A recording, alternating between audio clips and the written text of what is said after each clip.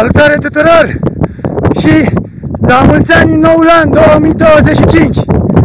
Vă doresc multă sănătate și fericire și de asemenea poteci cu soare de aici, de pe vârful la om din Piatra Graiului, 2238 de metri.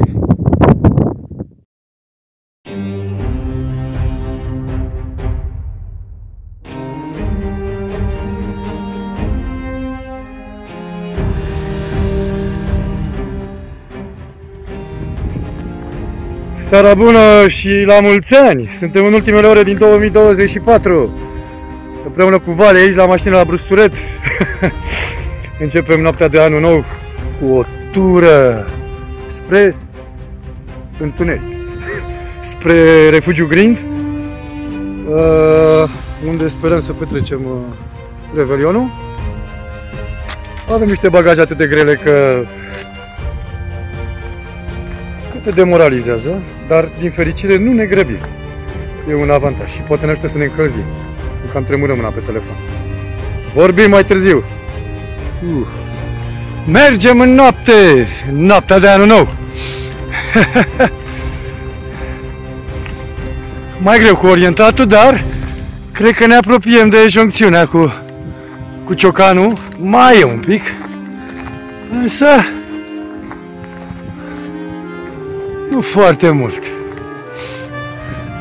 Mergem încet, la povești, ne mai oprim, chiar nu ne grăbim. Anul oricum vine. Salut! Un an nou fericit! Da. Ne îndreptăm spre stâna Grind, nu se vede, dar e pe acolo pe undeva. Și mai întâi mai facem un popas acolo. Da, am ajuns la stână, foarte frumos, am și vizitat-o, chiar ultima cameră merită să stai în ea, nu miroase, o surpriză plăcută pentru mine. E saburi, frumos. E, ce să mai, vedem planeta Marte, nu se vede aici, dar eu o văd, undeva acolo, aia, s-a văzut un pic, aia. În rest, zăpadă. Frumos. E minunat, o atmosferă absolut fenomenală. Nu știu alții cum sunt, dar că încep să vorbesc precum creangă. Nu știu alții cum sunt, dar nu aș da locul ăsta și momentul ăsta pentru niciun hotel de 5 sau de 7 stele din Dubai sau de oriunde. Și aici am ajuns la autostradă. Ia uite aici potecă bătută Vali.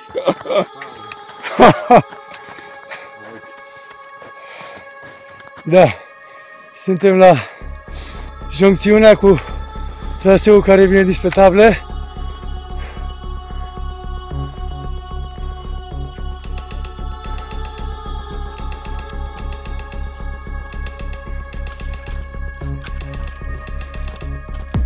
Merge.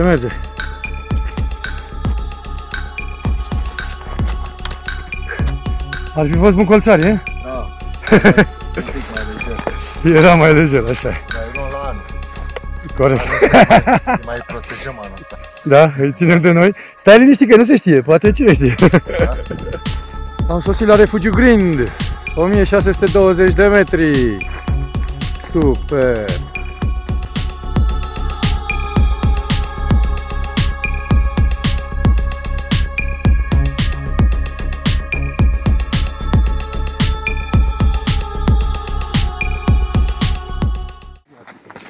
La mulți ani 2025! Era să cad pe spate! De bucurie! Yeee! S-au dus! Prima serie! A început războiul! Uite!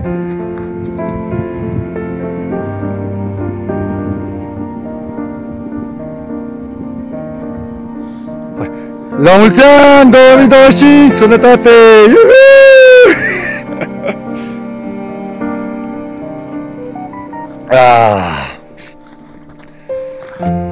Fusă și se duse vorba lui Amzapela, se duse și anul 2024.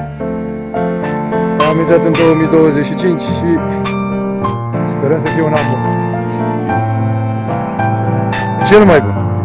Aia e the best. 1 ianuarie 2025.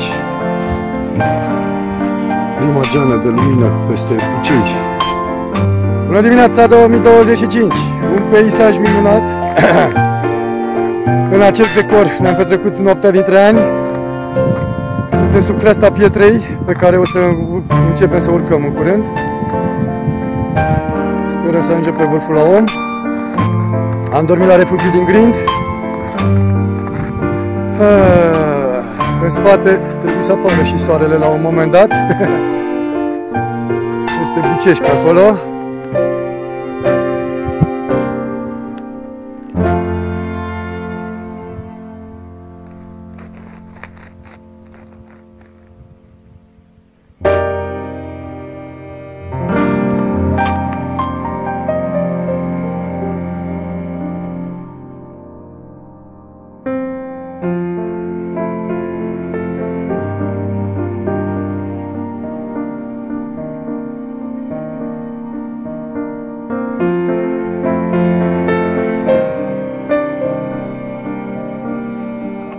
Plecăm de la refugiu. E destul de târziu față de cât mă gândeam eu ieri, dar nu contează că până la urmă nu e. Doar să nu se moaie zăpada, de la atâta mă interesa. Și încercăm, ca întotdeauna zic încercăm, să ajungem pe vârful la om. Mi-am pus în cap să merg foarte încet. Vreau să evit și rosăturile, dar în același timp și transpirația și o oboseală inutilă.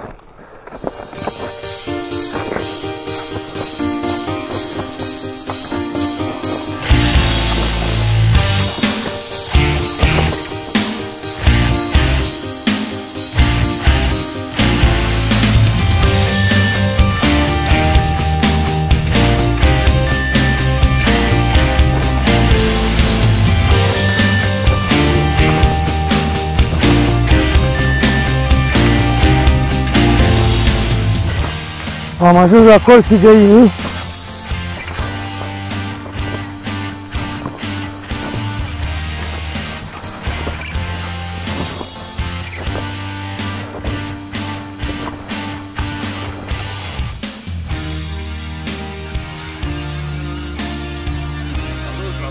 Salut, la mulți ani!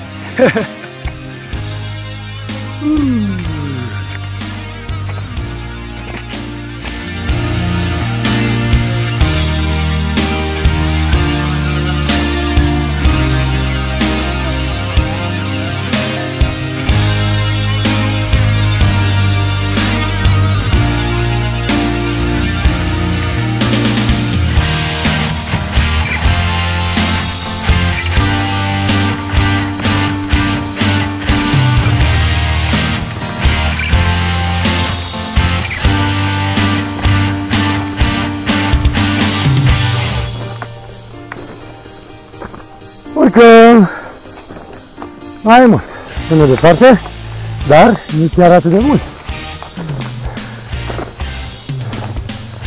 Am făcut mai mult de jumătate, în diferența de nivel.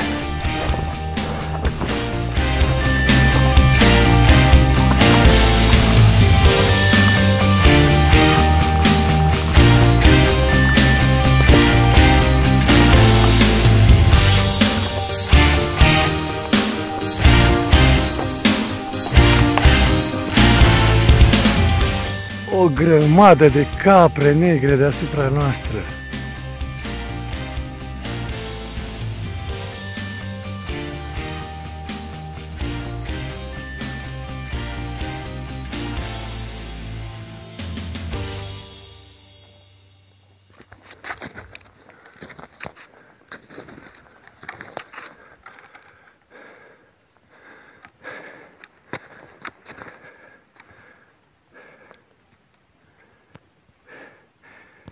Incredibil.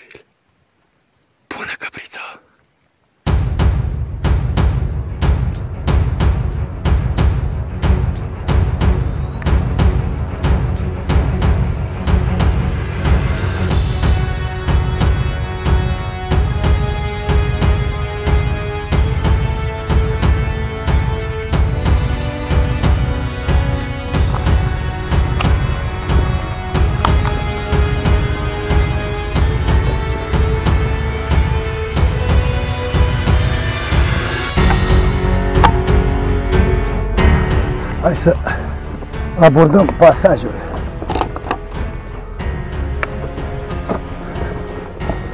E ok. Te fici bine cu țarii, deci merge.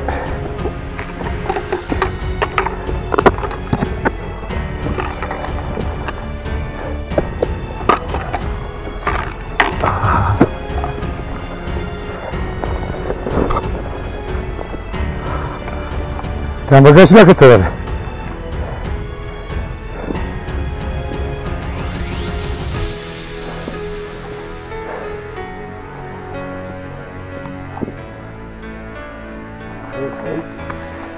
Frumos! Doamne, ce spectacol l-a oferit caprele astea! Pe cuvântul meu! Bă, meritați, nota 10! Bravo, căprițele! Bravo!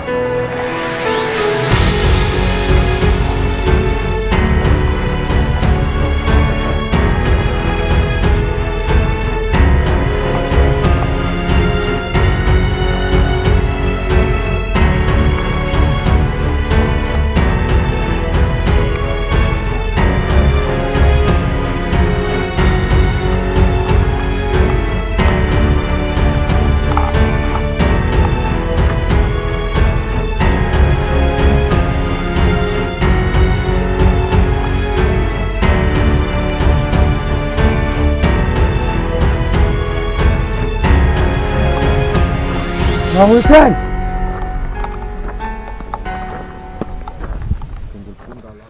La mulți ani 2025! Creasta sudică! Suntem pe vârful la om, sau piscul Baciului la 2238. Creasta nordică a Pietrei Craiului, Marea de Nori, Bucegii, Leota! Superb! Iar aici, Făgărașul și ăsta, Iezer Păpușa. Super! Aici Iezer Păpușa, iar acolo Făgărașul. Salutare tuturor! Și la mulți ani în noul an 2025! Vă doresc multă sănătate și fericire și de asemenea poteci cu soare. De aici, de pe vârful la om din Piatra Craiului, 2238 de metri.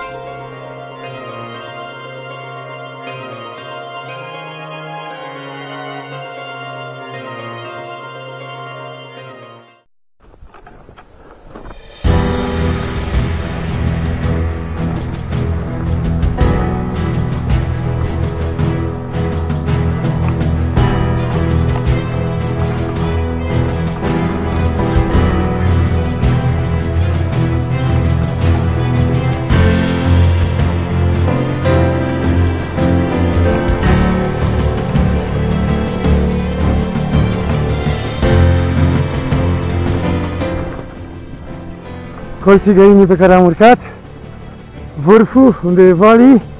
Eu am mai mers pe creastă spre sud, să mă duc la refugiu sau deasupra refugiului, din șaua Grindului, versantul sau abruptul vestic al pietrei și avem și 2 capre la refugiu, mi se pare firesc.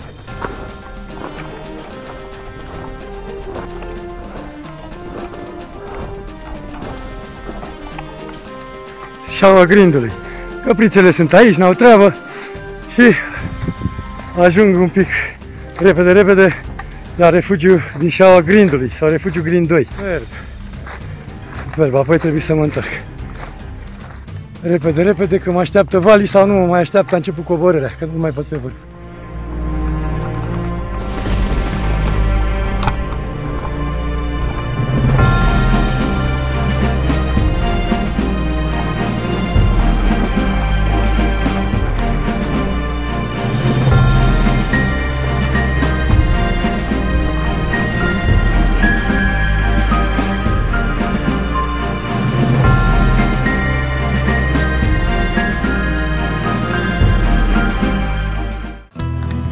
Ok, am început coborârea de pe vârf. Vali e în față, nu-l văd. El n-a mai venit la refugiu din șaua Grindului, m-am dus eu, m-am întors și acum cobor ușurel să fie un început de an promițător, atât sau la fel de bun ca această primă zi până acum. Nemai pomenit.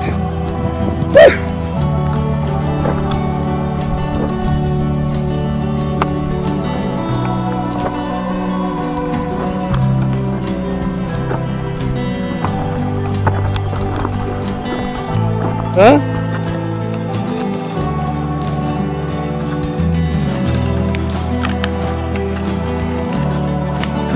Am coborât și am ajuns la baza colților Găinii. Trebuie să mă mai răsfăț cu peisajul ăsta absolut minunat pe care îl oferă Piatra Craiului într-o zi superbă. Of, dar fi tot anul ca această primă zi, cred că ar fi prea frumos. Am coborât de pe vârf și revenim la hotelul nostru de mii de stele. Trebuie să facem bagajele, cred că vreo jumătate de oră. Luăm ceva dulce, poate mâncăm ceva. Și apoi cu rucsacii grei înapoi la Brusturet, unde ne așteaptă mașinuța. Să-i spunem și ei la mulți ani, că anul acesta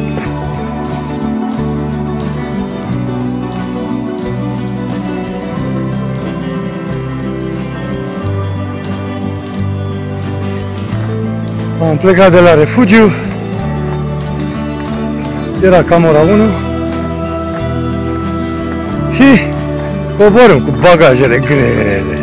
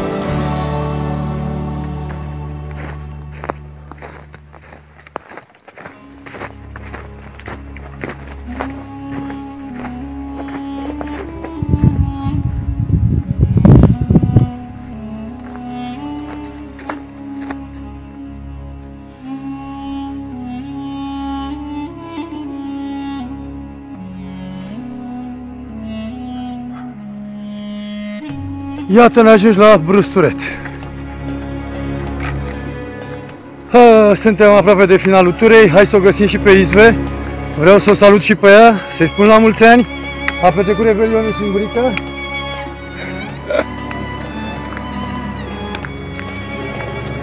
Bună, Izve! Cum a fost? Sper că a fost bine de Revelion.